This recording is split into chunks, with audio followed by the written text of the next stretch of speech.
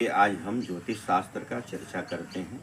ज्योतिष शास्त्र में हमारा जन्म कुंडली को हम देखेंगे। जन्म कुंडली में 12 भाव होते हैं। 12 भाव में प्रथम भाव से सिर, मनुष्य का हाइट देखा जाता है। मनुष्य का शरीर कैसा रहेगा, हाइट क्या रहेगा।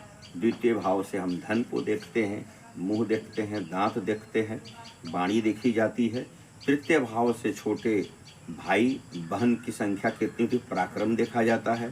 चतुर्थ भाव से भूमि भवन, आपके पास संपत्ति कितना होगा, कितने गाड़ी होंगे, कितने बैंक बैलेंस होंगे। पंचम भाव से हम संतान, विद्या, बुद्धि, आपका मेरिट देखते हैं। छठे भाव से हम रोग, शत्रु का विचार करते हैं।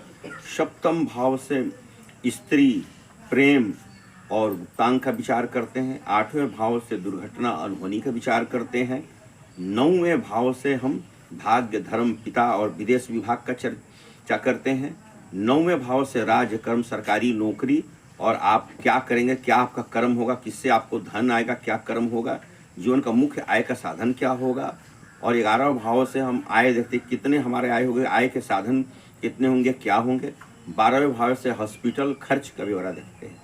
हम किसी भी भाव को देखना चाहते हैं, इसके लिए हमको ज्योतिष का सहारा लेना पड़ता है। अगर कोई व्यक्ति ज्योतिष चर्चा कराना चाहते हैं तो हमसे करा सकते हैं। अपने घर को दिखाएं, वास्तु को दिखाएं, अपने हस्तरेखा को दिखाएं, उसमें परमात्मा ने क्या लिखा है, क्या हमारे परमाखंड राज्य का, मैं जिला पूर्वी सिंहभूम जमशेदपुर का रहने वाला हूं।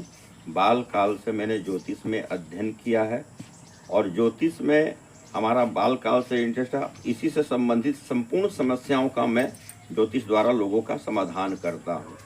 अगर लोगों को किसी भी प्रकार का समाधान कराना हो, वास्तु दिखाना हो, घर दिखाना हो, अपने बच्चे को दिखाना, बच्चे बात नहीं मानते हैं, कहीं पत्नी पति में अनबन होती है, कहीं मान ले बच्चों को मन पढ़ने में नहीं लगता है, बच्चे स्कूल नहीं जाने चाहते हैं, या बच्चे क्या पढ़ाई करें तो अपने जीवन में तरक्की कर सकते हैं। ज्योतिष में अनेक प्रकार की समस्याएं होती है, तो जो भी अपनी समस्याओं का समाधान कराना चाहते हैं, ये जो हमारा नंबर दिया गया, इसमें संपर्क करें। ये हमारा हस्तरेखा है, आइए हस्तरेखा पर चर्चा करते हैं। ये हमारा बुध पर्वत है, ये हमारा सूर्य पर्वत है, ये हमारा शनि पर्वत है, ये बृहस्पति पर्वत है, ये हृदय रेखा है जिसे हार्ट लाइन कहते हैं, ये मस्तिष्क रेखा है जिसे ब्रेन लाइन कहते हैं, यह जीवन रेखा है जिसे एक लाइफ लाइन कहते हैं। ये शुक्र पर्वत है, यह हमारा शुक्र से संबंधित रखता है। दुनिया में सारा ऐश्वर्य इसी के द्वारा प्राप्त होता है। जो व्यक्ति अपने हस्तरेखा से चर्चा कराना चाहता है वो संपर्क करे, उसके विषय में उसको जानकारी दी जाएगी।